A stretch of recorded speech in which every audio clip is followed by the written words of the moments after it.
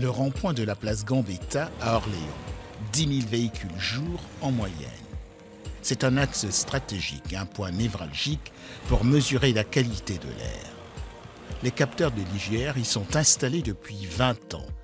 Leurs conclusions sont, en ce moment sans ambiguïté, d'une semaine sur l'autre. En ce moment, on est dans un épisode de pollution aux particules en suspension. Alors les particules, elles proviennent du trafic automobile, elles proviennent des chauffages, chauffage industriel et domestique, et puis également de l'agriculture avec des pratiques agricoles qui entraînent la production de particules. Les personnes à mobilité réduite, les enfants en bas âge, les personnes âgées ou celles souffrant d'affections cardio-respiratoires sont les plus exposées aux particules polluantes.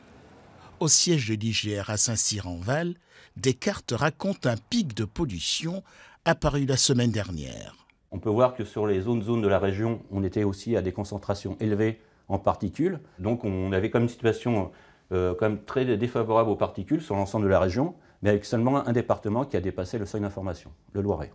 En ce moment, on peut parler d'un léger mieux, tout au plus. On est encore dans une période à risque de pollution particules. On a un niveau moyen à médiocre en particules en suspension sur la région.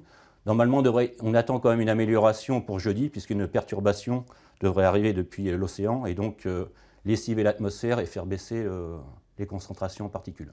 L'arrivée du soleil avec très peu de vent, l'accumulation de particules dans l'air explique cette dégradation dans notre région.